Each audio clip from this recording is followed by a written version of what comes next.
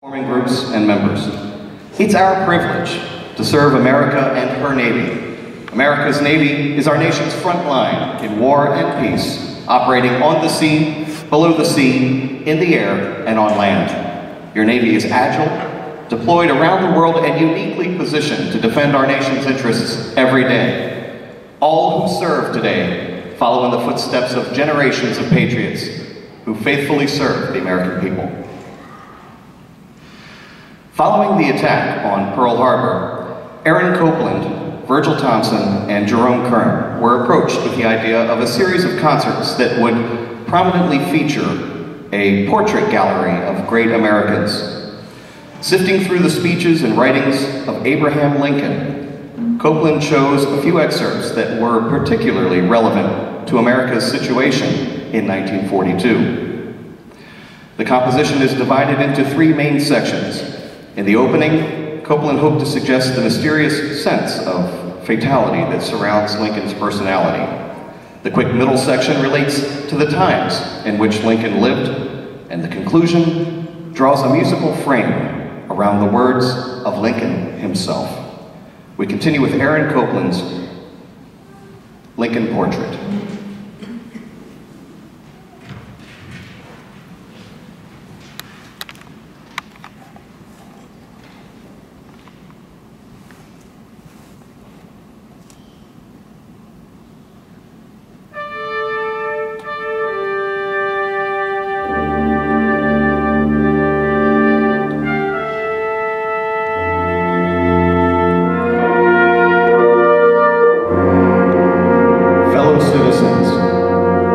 Cannot escape history. That is what he said. That is what Abraham Lincoln said.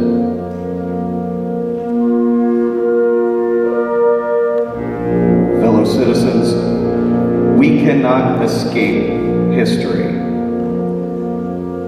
We of this Congress and this administration will be remembered in spite of ourselves. No personal significance or insignificance can spare one or another of us. The fiery trial through which we pass will light us down in honor or dishonor to the latest generation. We, even we, here, hold the power and bear the responsibility.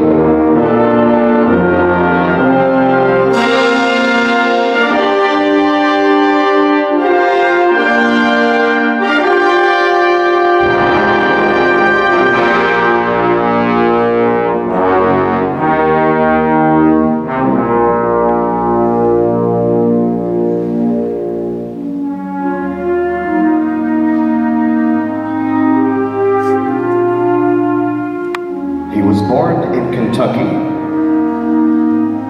raised in Indiana, and lived in Illinois. And this is what he said. This is what Abraham Lincoln said.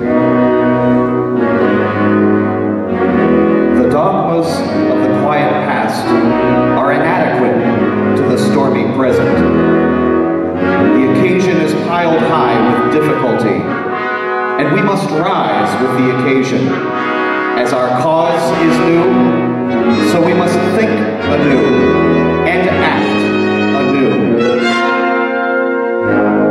We must disenthrall ourselves, and then we shall save our country.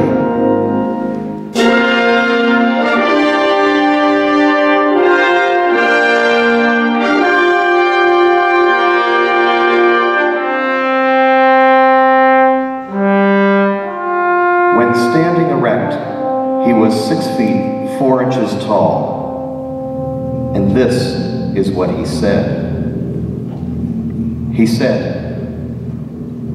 "It is the eternal struggle between two principles, right and wrong, throughout the world. It is the same spirit that says, you toil and work and earn bread, and I'll eat it. No matter in what shape it comes, whether from the mouth of a king who seeks to bestride the people of his own nation and live by the fruit of their labor, or from one race of men as an apology for enslaving another race. It is the same tyrannical principle.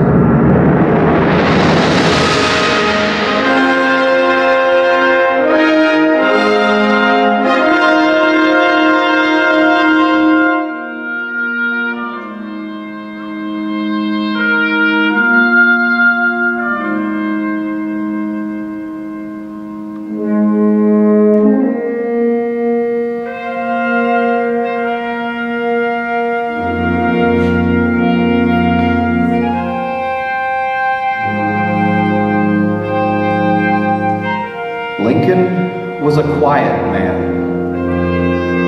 Abe Lincoln was a quiet and melancholy man. But when he spoke of democracy, this is what he said. He said, "As I would not be a slave, so I would not be a master." This expresses my idea of democracy. Whatever differs from this, to the extent of the difference, is no democracy.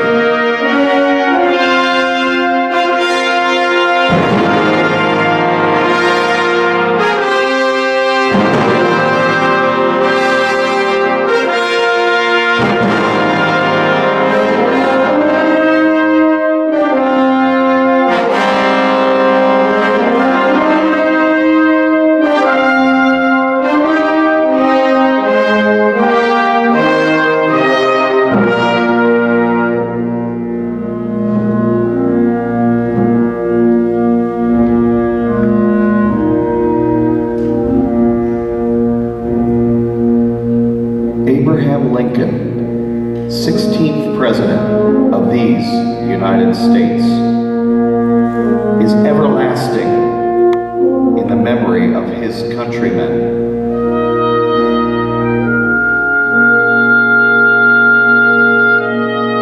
For on the battleground at Gettysburg, this is what he said.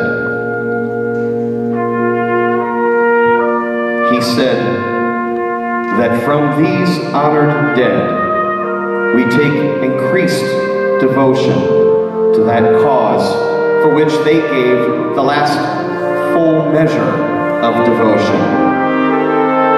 That we here do highly resolve that these dead shall not have died in vain, and that this nation, under God, shall have a new birth of freedom, and that government of the people, by the people, for the people, shall not perish,